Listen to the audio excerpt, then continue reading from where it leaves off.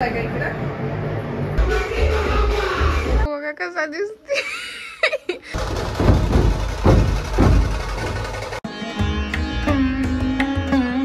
तर नमस्कार मंडळी, स्वागत आहे तुमचं एका नवीन ब्लॉग मध्ये. तर पहिल्यांदा तर सॉरी, कारण की मी देवळाचा ब्लॉग दाखवू शकणार नाही, कारण की मी देवळात जाऊ शकणार नाही. म्हणजे समजलं असेल तुम्हाला महिलांचा प्रॉब्लेम, मग त्यामुळे मी देवळात जाऊ शकणार नाही. त्यामुळे मग नागापाशी पण जाऊ शकणार नाही. त्यामुळे मला फोटो वगैरे काढायचं तर ते सुद्धा काढू शकणार नाही मी. पण मागच्या वर्षी ब्लॉग केला होता ना 2024 ला, त्याच्यामधलं मी तुम्हाला जरा जराशा क्लिप ह्या ब्लॉग मध्ये टाकते, कारण की मग त्याच्यामध्ये तुम्हाला समजेल की देवळात कसं काय असते, वातावरण वगैरे सकाळचं, निवड घेऊन वगैरे सगळीजण जातात वगैरे, असं सगळं मी टाकतो तिथं.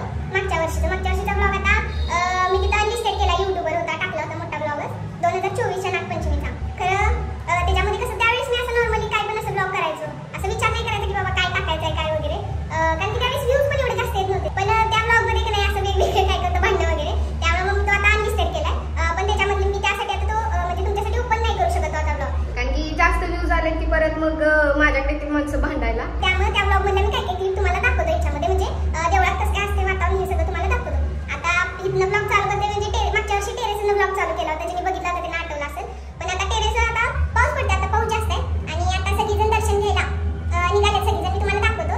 आणि मेन म्हणजे मला पण जायचं होतं एका मंडळाने, म्हणजे यावर्षी महिलांनी मंडळ काढलं आणि मग त्याच्यामध्ये सुद्धा मी जाणार होते मैत्रिणींसोबत. पण आता असं झाल्यामुळे मग त्यामुळे मी जाऊ नाही शकत. तरी पण सगळ्या मिरवणुका इथूनच निघतात, आपल्या दारातूनच निघतात, त्यामुळे काही विषय नाही. मग त्यामुळे मी तुम्हाला दाखवतो ह्या वर्षी नवीन मंडळ काढलंय त्यांनी, आणि मी पुढच्या वर्षी तरी जाणार. ह्या वर्षी मला जायला नाही मिळालं, पण मी पुढच्या वर्षी जाणार. तर तुम्हाला मी दाखवतो महिलांनी मंडळ काढलं त्याचं पण दाखवतो, आणि सध्या काय मिरवणुका वगैरे चालू होतात ह्या सगळं ते पण सगळं दाखवतो. आणि मी भलेही नागापाशी नाही जाऊ शकलो तरी पण मी तुम्हाला पूजा करताना वगैरे दाखवतो. आणि मेन म्हणजे सगळ्यात जास्त शिराळकर खुश आहे ते म्हणजे यावर्षी नागपंचमी खरी आमची चालू झाल्या, कारण की म्हणजे प्रशासनानं हे केलं होतं की नाग देवताना वगैरे हा नव्हता पूजायचं नाही वगैरे असं तसं, मग त्यामुळे बंद होतं. मी आता काल इंस्टाग्रामला स्टोरी ठेवली, ती बघितलं असेल, तिथे 23 वर्षांनी दिले. मला असं काहीतरी शंका आली असं म्हणजे विचार करताना, कारण की तुमची जी चालू 23 वर्षाची झाली नाही. 2013 ला काहीतरी बॅन लागला होता, मला वाटते 12-13 वर्ष झाली असतील. मग आता असं आहे. आता ह्या वर्षी नवीन आमदार साहेब झाल्या, त्यांनी ह्या वर्षी कोर्टात वगैरे ते नेलं होते सगळं काय काय असते ते, आणि तिथं मग तिथनं परत मग ह्या वर्षी परवानगी मिळाली. आता शिराळकरांची एकदा आहे तशी नागपंचमी चालू झाल्या, त्यामुळे 32 शिराळकर खुश आहे, कारण की आता नागपंचमीची पूजा करू शकतोय, गाड्यावर नाग हे करू शकतोय, आता चालते, त्यामुळे खुश आहे. मी तुम्हाला दाखवतो आज दिवसभरात काय काय होते ते, आणि नागाचा व्हिडिओ सुद्धा जवळ घेणार आहे. भले मी लांब म्हणतो, पण तुम्हाला नाग वगैरे पुसताना सगळं दाखवतो. या वर्षीपासून प्रथा वगैरे चालू झाल्या, त्यामुळे ठरलं होतं की बाबा फोटो वगैरे काढायचं नागासोबत, पण आता असं झाल्यामुळे नाही मग काढू शकत. पण पुढच्या वर्षी नक्की काढणार, आणि पुढच्या वर्षी मी टोटल तुम्हाला फुल ब्लॉग दाखवतो, आणि त्याच्यामध्ये सगळं दाखवणार. प्रथा चालू झाल्या त्यामुळे तर लई खुश आहे, कारण की एकदाची 32 शिराची प्रथा जिवंत नागाची पूजा करायची चालू झाल्या, त्यामुळे सगळी खुश आहेत सगळी. एवढं सगळं सांगायच्या नादात खुशीच्या नादात विसरलो. सगळ्यांना नागपंचमीच्या खूप खूप शुभेच्छा. आणि गावात म्हणजे वेगवेगळ्या मंडळांनी वगैरे, पण ते आपल्याला काय बघायला मिळणार नाही सूरज चव्हाण वगैरे, कारण की किती जरी बाउन्सर्स असलं, आता मागच्या वेळेस रशियन वगैरे आणली होती, गौतमी पाटील वगैरे आले ते. पण विषय कसा आहे माहितीये का, किती जरी बाउन्सर्स लावले तरी सुद्धा गर्दी एवढी होत्या का नाही, ती थांबतच नाही. त्यामुळे इथं गावात आणणं मेन पेटत मुश्किल असते, त्यामुळे आपल्याला बघायला मिळेल का नाही मला काय माहित नाही. पण मी त्याच्यामध्ये मी ब्लॉग मध्ये व्हिडिओ टाकतो त्यांनी आलेलं. परत मग ते गोल्डन बॉयज वगैरे असतात, त्यांना बोलवले, आणि कुणाला बोलवले, मग ते काही जण येणार आहेत असतं. पण विषय कसा असते, ते इथपर्यंत आणू शकत नाहीत, कारण की गर्दी एवढी असते की नाही, म्हणजे तुम्हाला अक्षरशः चालायची गरज नाही, आपोआप तुम्ही ढकलत जाताय पुढं, अशी गर्दी असते. आणि मी दिवसभरात आणि काय काय होते ते दाखवतो. आता सकाळ सगळ्या घरात मी नाग पूजायला आणतात, मग आता मी तुम्हाला ते दाखवतो. आता पाहुणे वगैरे सगळी यायला चालू होते. झाले अंबाबाईच्या देवळात.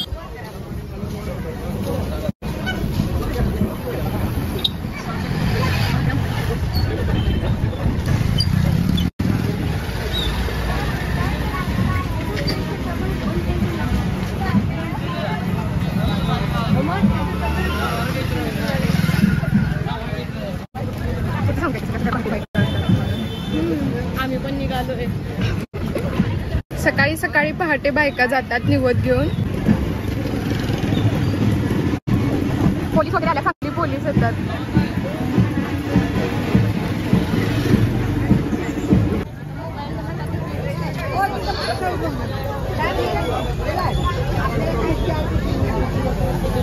काय मला सांग बरं का, माझं ते कॅमेराकडे लक्ष, इकडे काही लक्ष नाही माझं.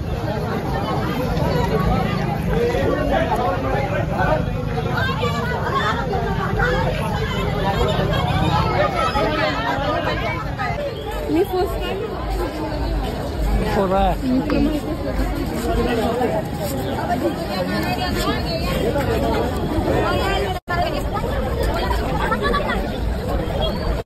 आम्ही आमच्याच गावात असून पहिल्यांदा नागपंचमीच्या दिवशी अंबाबाईच्या देवळात आलोय पहिल्यांदा.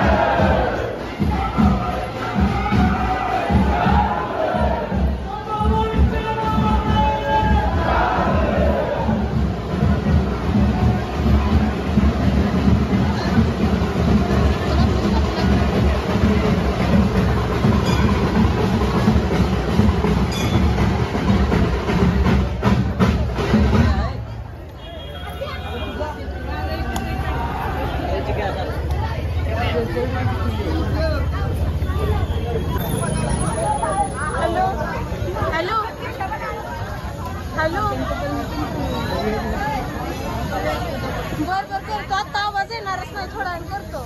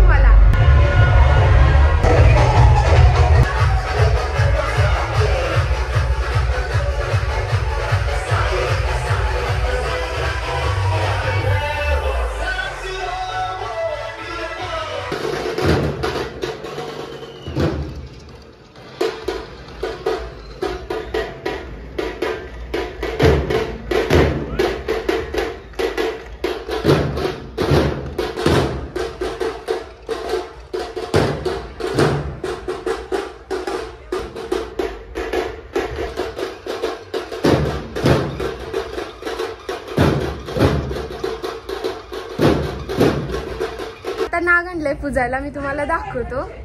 जरा धर मम्मी, म्हणजे तुला दिसेल.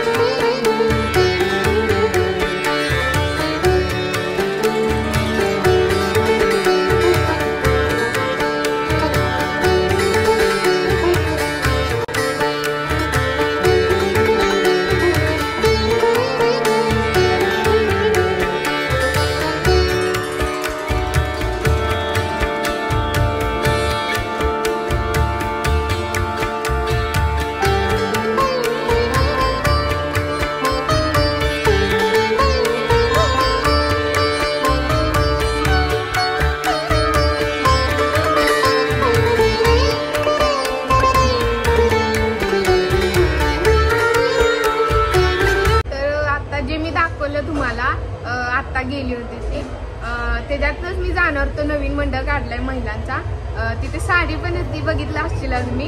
आणि त्याच टायमाला त्यांचा मंडळ आला तिथं, आणि इकडे नाग पण आणला होता. आणि आता बघितलं होतं 7 नाग घरात आणला होता. अजून आणायचे नाग, आताशी एक नाग आणलाय पूजायला. अजून जास्त अजून नाग आहेत, अजून ते आणणार आहे, मी तुम्हाला दाखवतो. तर आता पालखी आल्या, मी तुम्हाला पालखी दाखवतो. अजून यायचे पालखी, तिथे यायला लागल्या म्हणून थांबले.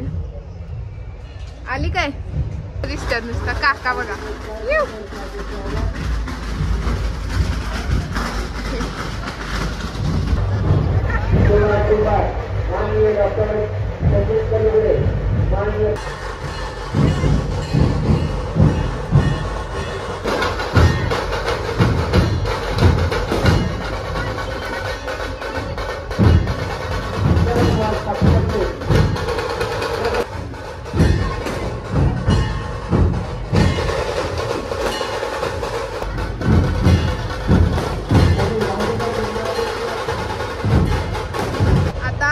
नाग आणलाय आणि बरोबर पालखी आल्या, आता सगळा गोंधळ झालाय नुसता.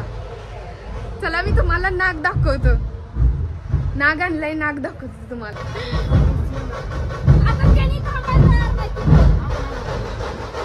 इथं बरोबर जायच्या टायमाला येणार आहे.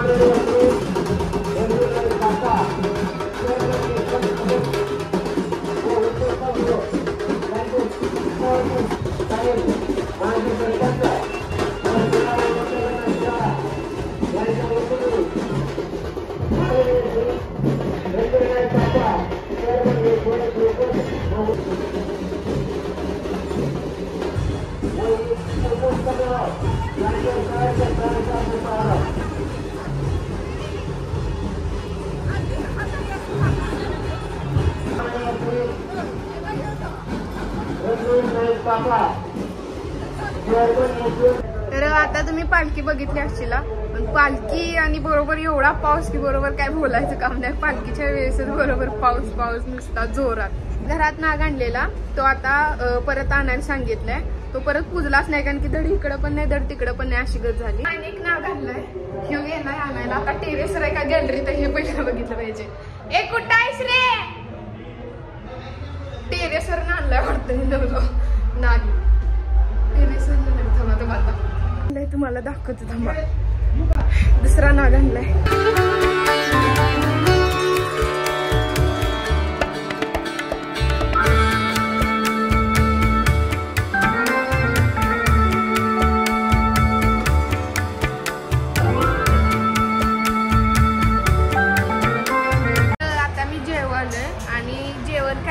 सांगतोय तर दोन्ही पण यात्रांना शिराच्या नॉनव्हेज नसते, प्युअर व्हेज असते.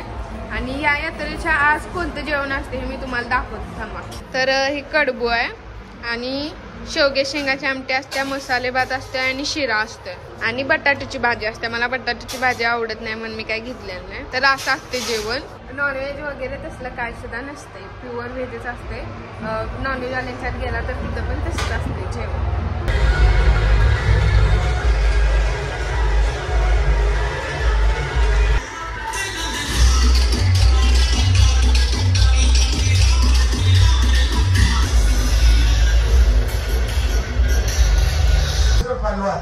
आणि ओरिजिनल पलवानच्या टक्के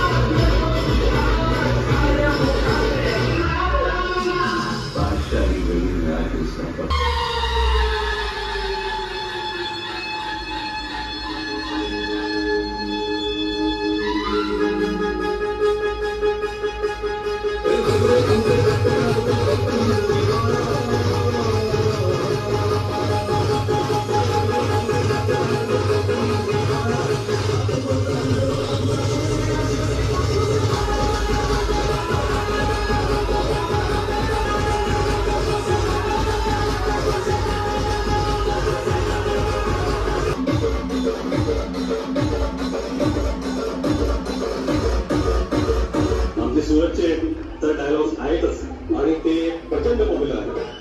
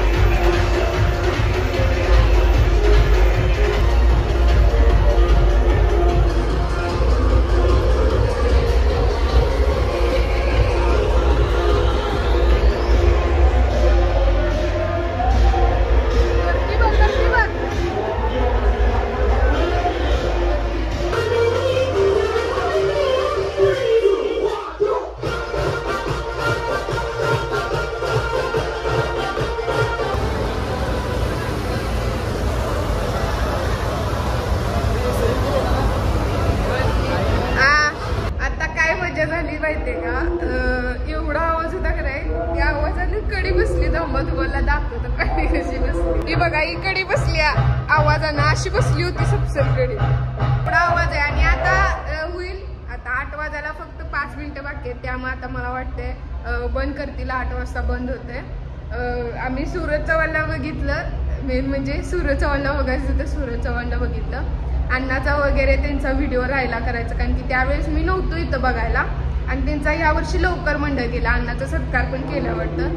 आणि मी त्यामुळे बरोबर त्यांच्या मंडळाचा घ्यायचं आणि बरोबर मी त्यावेळेस नव्हतो. अजून मिरवणुका चालू आहेत. आता बंद होतील. आता आवाज पण कमी झालाय. 8 वाजले की बंद करतात. आता 8 वाजले म्हणायचे असेल तसं. 8 वाजले की बंद करतात. ते पोलीस बाकीच्या मंडळांना परत वरातीत मिळत नाही म्हणून, त्यामुळे मग पोलीस पटापटा पुढे ढकलत होते. का तर बाकीच्या मंडळांना परत मग इथं यायलाच मिळत नाही, मेन असते ते. त्यामुळं पटापटा सगळे ढकलत होते. त्यामुळे कोण नाचत नव्हतं, काय नव्हतं. बरोबर बघायच्या वेळेस काय नव्हतं यावेळेस. आणि मी तुम्हाला वेळ म्हणजे दाखवतो. इथं कशी लाईट लागते नुसतं बघा, कशी लाईट लागते. चकाकते, रंगीबिरंगी. आणि मेन म्हणजे सर्वात जास्त मी खुश आहे ते म्हणजे सूरज चव्हाणला बघितलं. आणि जर मग व्हिडिओ आवडला असेल तर लाईक करा, शेअर करा, सबस्क्राईब करा. बाय. अण्णा बघा कसा दिसते. लाईट दिसते, लाईट तिथे एक नसता. बघा कसा दिसते. ओळखत पण नाही. सत्कार झालाय तुझा? सत्कार झालाय? ओळखत पण नाही. कमी लागले. दिसती ग बाई.